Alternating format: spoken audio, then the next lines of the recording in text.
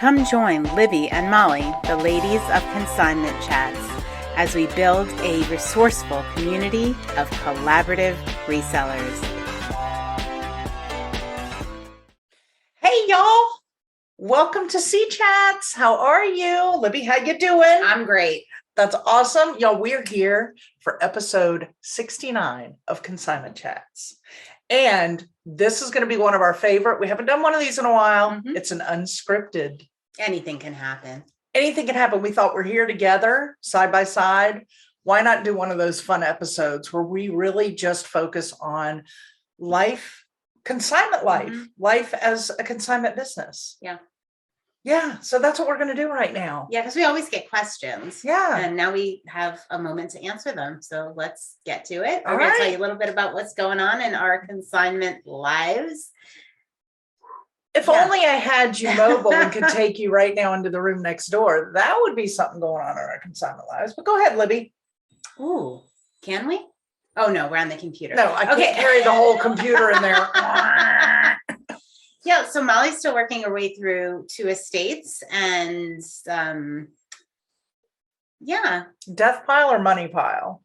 You got a little bit of both. I'm going to be honest with you. I got a mixture, y'all. I got a mixture.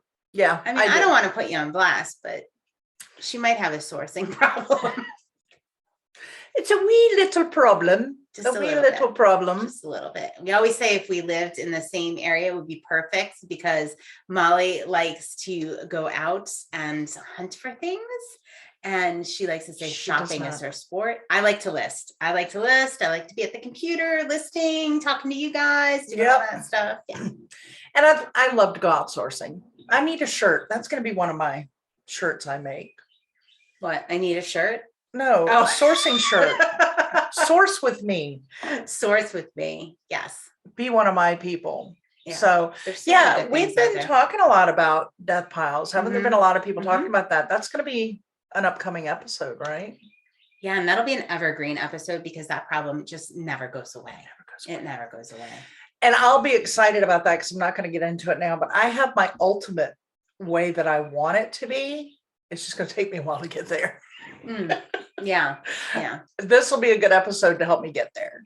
Yeah. And with consignment sellers, it's, I think sometimes maybe a little more challenging or a little bit different of a challenge because it's not like we're always in total control of what comes in, how it comes in. I mean, there are certain things to be put in place to try to control that. But like, I know with me, I might have things under control and have all my nice little bags lined up. And somebody all of a sudden has like an estate dump.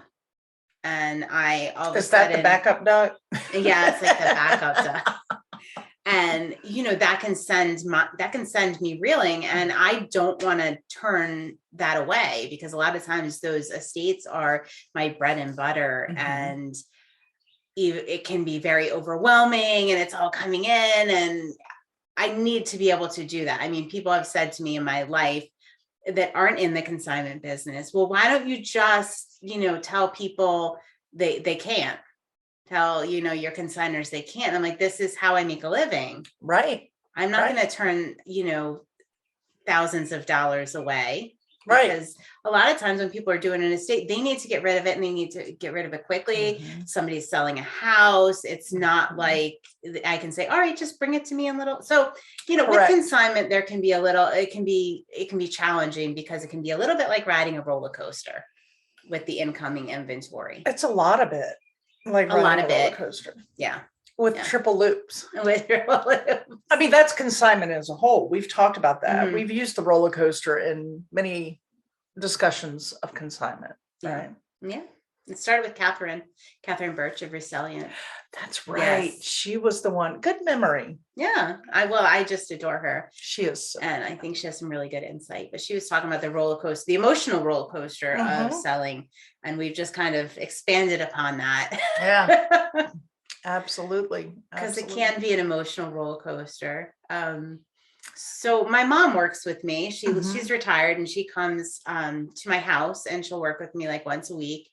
And it's funny because most of the people I work with, I've worked with for years and they're used to like the incoming tide of stuff. Right. And it's like you have that initial thing, and probably for all resellers when you first start is like, all right, like you want to get to a point where you're caught up.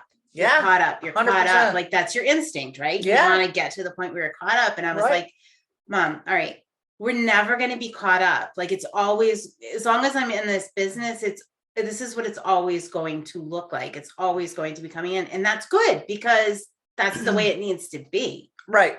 But you know, it's like that initial, and you can get really frustrated with that. And I remember in the beginning, I felt that way in the store. Like if I could just catch up, if I could just get there. So how'd you let that go? Oh, that's a good question. Yeah. Like what I'm like, what was the, like, you know what? Like that moment. I don't Like, know there if had there to be a was like a moment. No? specific aha moment. If I remember correctly, I would get very, very frustrated and very discouraged and just feel like if this and I guess after just years of going, if I could just catch up, if it would just, if. And you're like, enough of the if. Like this isn't working. This is the way it is. consignment life. Right. It's consignment life. Yeah. So yeah, I feel the same way. I've always said, and we'll get more into it, my dream would be to source, and whatever I source, it's listed right away. And there's no I mean, definitely with sourcing, you can have different controls on it because you consigners are totally, I can't control. You are Right. totally in control. When I source, I'm in control. Well, right. no, I'm really, you're not. y'all. I'm not in control at all. It's so bad that I actually got my husband and Libby the other day. Yeah, she did. She did. Yeah. Yeah. They're We like, got what? pulled into the game. They get mad at me all the time. They're like, you have to stop.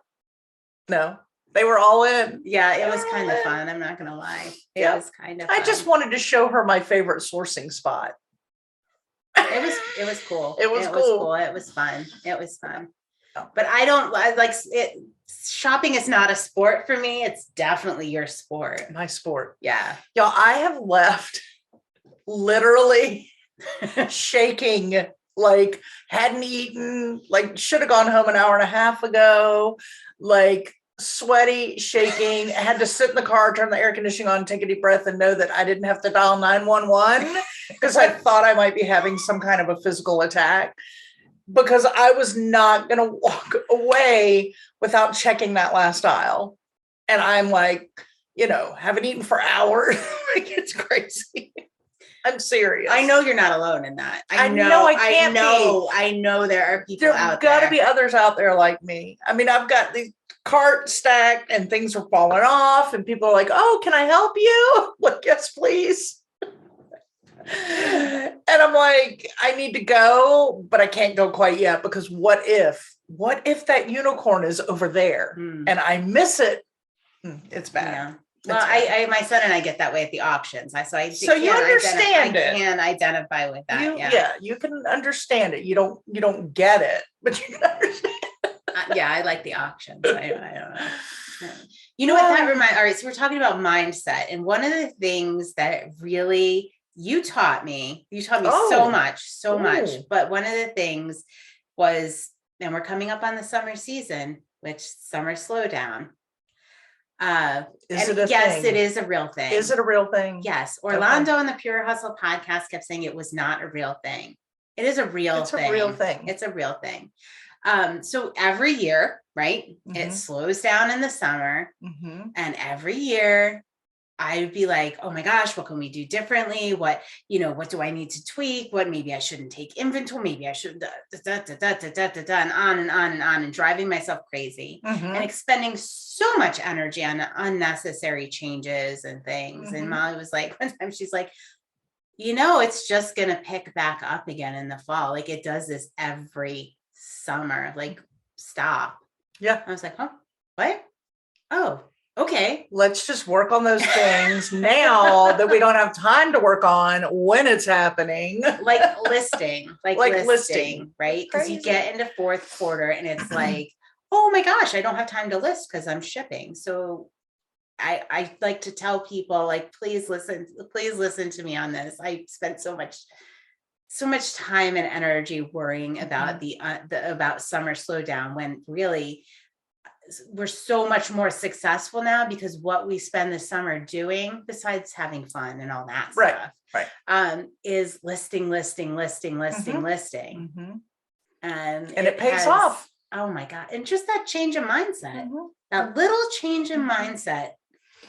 Changes one of the biggest mindsets are huge. That change of mindset. We have so many of them, don't we? Like there's an episode. That's what this episode is. It's about consignment life, mindset changing. That's what this episode is. Like we're just not for everyone. Oh gosh. Just once you get that mindset in that you're just not for everybody, it really helps when you have trolls because you're just not for everybody. And that's okay because you are for a lot of people. Yeah. And those are the people that matter. Yeah. It was always like the customer's always right. Make everybody happy, make everybody happy, make everybody happy. Yeah. That can really cause some burnout. There are a few people, some really serious burnout. There are a few people, and we've all known them in your span of lifetime, that no matter what you do, they're not going to be happy. And if that's them, they're not for you. Right? Libby likes to talk about firing consigners. She's fired a few consigners. I have fired a few consigners. And that's okay. That's okay. Because I even say that a lot of times when I go through my contract with people for my business is, I understand we are not for everyone, but if you think that we are going to fit your needs, then we'll have that discussion. We'll talk about consigning, but it's okay. You ask me any question you want, you bring up anything you want, but understand that, and I understand completely, I'm not going to be offended. Right. If I'm not for you, if I'm not providing the service you're looking for, that's okay. It's okay to let people go. Because there are plenty of people that are the perfect fit. And those are the people you want in your community. Those are the people you want in your community. Those are the consigners you want. Those are the customers you want. Absolutely. 100%. Yeah. They talk a lot. I've heard this presented in so many different ways that if you take that top, 10% of your consigners and community members, customers, and you really focus in on those. I think they say start with 20%. Use the 80-20 rule. Different people say different things, but the concept is the same. Like you take those top people and that's what you focus your business on because you're not for everyone. And sometimes when you look at the numbers, they're not the people you think they are. The top 20%. Right. That can be shocking sometimes. But that's a whole other thing. That's a whole other conversation. But all of this, again, it's like that mindset. Just you have that mindset and it's okay. Don't get yourself all worked up. It's liberating. It really is liberating. I remember getting returns on eBay when we first started. Do you remember how upset I would get? You take it personally. I was like, no, but I'm sure I've cried about some of them or ranted. I know I ranted about many of them. Many of them. Yeah. Many. Oh. Super frustrating when you have, and you're always going to have that. The more successful you are, the more it's going to happen. Sorry. And now it's not like I love returns, but I'm like, oh, there's another return. Okay, well, we'll just list it back out there for the right person. And how many times we had something return and then relist it and like the next week it sells and it's gone. All the time. Right? All the time. Right? Yeah. All the time. So now we don't get worked up about it. Whatever. Okay. Yeah. That's right. It'll sell. If it's sold once, it'll sell again, right? Only the next time it'll be to the right person. Yeah. The correct person. What else about consignment life? Libby, let's think. Yeah, lots of mindset changes on, feedback, negative feedback. That was a real, again, we're not for everyone. Or reviews, like a bad review or something like that. But not only is a bad, like it used to really get me. And then, the whole, we're not for everyone, you're not going to make everybody happy. But the piece I was missing up until a few years ago was every negative review, every negative feedback you get is an opportunity for you to show the rest of the world what kind of business you really are and how you handle problems. I love that. And, it happened to me where I was looking to buy something from somebody and I saw they had it was a negative review, not feedback. But when I saw their response to it and how honest and kind they were to that person who was obviously it was a horrible, scathing review. I was like, you know what? I think this is a company I want to deal with. This is a company I want to deal with. They can handle it. They're not going to get mad if I'm unsatisfied. They're going to address it. So, I mean, not only is we're not for everyone, but those things can be a real opportunity for you to show who you are as a business. I love that. I love that. That's awesome. Yeah. I forget where I heard that because I would like to credit the person who taught me that, but they'll let you know. Remember. Oh, they probably will. I'll probably get negative feedback now. Wait, we'll get a comment on the YouTube channel. Like, that was me. I'll give you a very kind response because I am very grateful. Just let me know who you are. It's just we don't remember right now. Sorry. Oops. Oh, me, oh my. Oh, so when you were saying that, it was making me think back about our episode with Aaron Kinsel on Reels. Oh, yeah. And that made me think about the reviews and the feedback there too. Like on social media, when you get the trolls, you just think, oh, great. Thank you. That's engagement. Yeah. That's just up in your game. Yeah. What did you say? You've made it when you have trolls. Oh, yeah. When you get a troll, like, you've made it, right? Yeah. You're moving up. Your fame meter is going up. Or you can't do it without having something like that happen. You just can't. But I like, again, that's resetting your mindset. It takes what you say, how you respond, shows the business you are and the person you are, so however you handle it, but also just change the mindset of, wow, thanks for that extra added engagement on my social media. My algorithm just did a big jump. Whoop, whoop. Why, thank you. You know what? Actually, the thing that is changing my mind a little bit is the book we're doing in the book club right now, which is Dale Carnegie's How to Win Friends and Influence People. And I heard somebody say something and it totally summed it up. I always said I hadn't read that book because of the title. It sounded like a little, I don't know, new age. I don't know, whatever. Okay. It just was not appealing to me.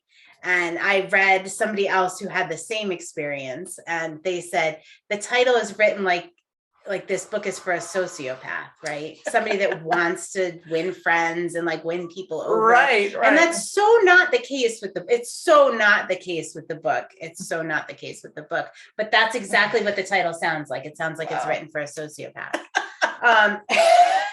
I was like, all right, yeah, that's exactly why I've never read it. But anyway, it's a lot about changing your mindset. It really has very little to do with other people. It has more to do with having empathy and really understanding. And you can't change other people. You can't control other people. No, the only thing you control is yourself. So I guess that's why I'm just loving the book, and I'm loving it's forcing me to put myself in other people's shoes, like especially when I'm dealing with somebody very difficult. It just, it makes it much more palatable when you understand where they're coming from. Sure. Where they're coming from. Yeah. So I've loved that. That book is changing my mindset a lot and changing my interactions with people considerably. Yeah. I love that. I got to get back into that book. Yeah. Yeah. I think everybody should read that book. I think it should be standard reading for like high school kids. I think it would be much more helpful than reading a classic, honestly. I think it would be much more helpful. I guess I'll have to get my son to read it too. And I mean, I was an English literature person. So yeah. And I'm saying that I think it would really help our world. Yes. Yeah, I love the first part that I was in with y'all before I checked out for a while was what I really loved. It really is about listening to people. It's about, that's what in the first part, what I got from it that I loved was listening. That theme repeats throughout the whole book. Does it? Yeah. Just being a listener. And what do? We just sit here and we talk to y'all. I was going to say, and it's weird from my perspective. Like I always think I was always a listener and not a talker. So I've had to do the opposite because of C Chats and because of my business. I've had to become less of a listener. Well, I don't know. No, because More of a we talk to you here and we give you a lot of information, but then we listen to you in your comments and your reviews. And if you're in our private community, Yes, then we get to listen. And it's so much fun. That's my favorite part is just hearing what everybody else is doing and up to and what they thought of it or their takes on it. It's amazing. We have an amazing community. Yeah.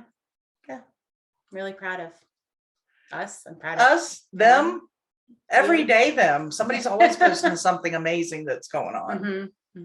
And good questions. Keeps us moving, inspired. And so yes, and because of that, because of the community and because of all that, and because we like to listen and not just be talking, we created a Patreon group, which was really exciting. We launched that just this month, just in April. And it's just a baby. It's a baby Patreon. It's a little baby Patreon. And for our peeps. Yeah, we're able to offer more talking and more consultation and ideas on a personal level. So that, I mean, I'm really just so blessed that we're able to do that and provide that. And that is where we are right now. And I'm just really excited to hear a lot of our C chatters and what they have going on. Yes. And so this is kind of what we were thinking. We do have it all set up. So it is like once a month. There's different tiers and everything, but I'm just going to give you guys the overview because I think it is definitely allowing us to listen more.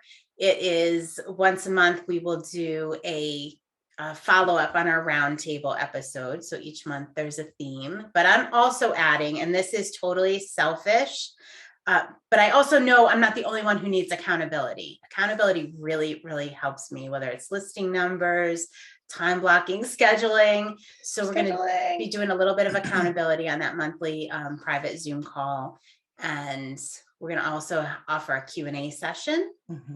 And then, of course, we have one-on-one consulting, which I think will probably, right now, it's a great value, and we're able to do that for a couple people. I don't know.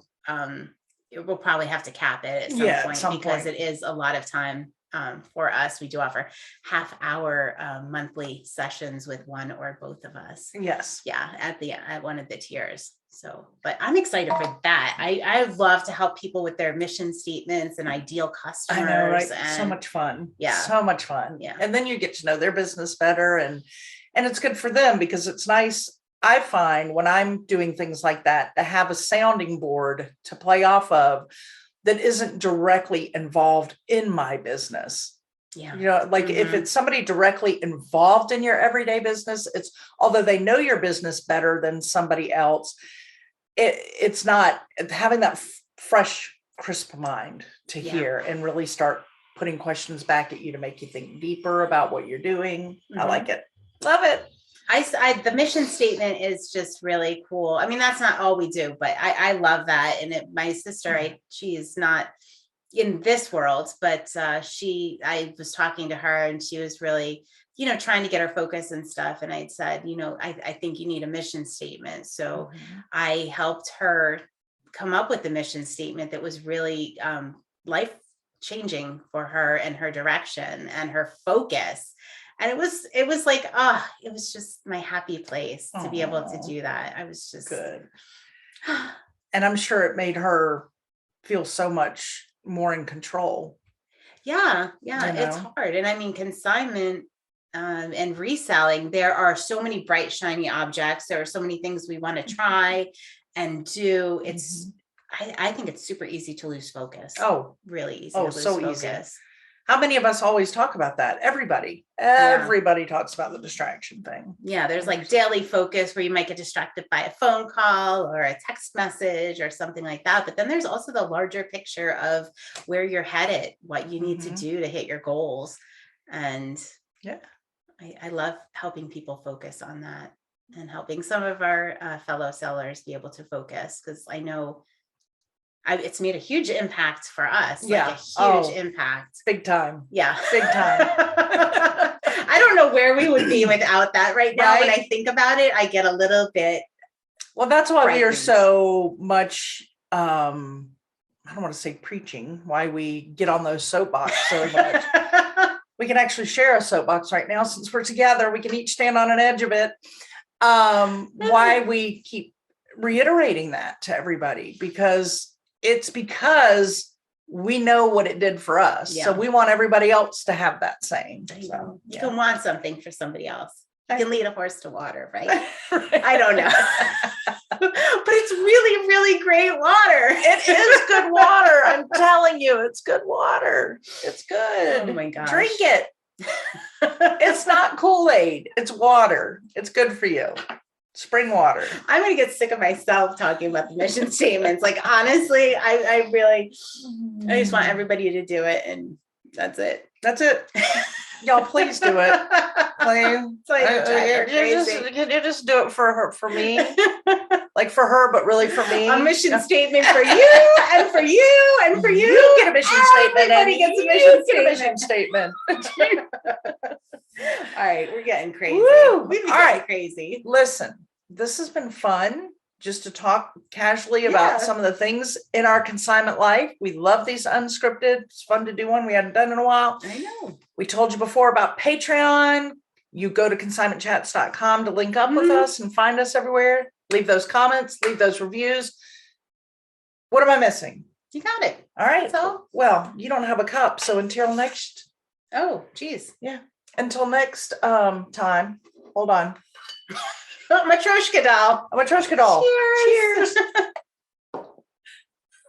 Thanks for joining Libby and Molly, the ladies of Consignment Chats, as we build a resourceful community of collaborative resellers.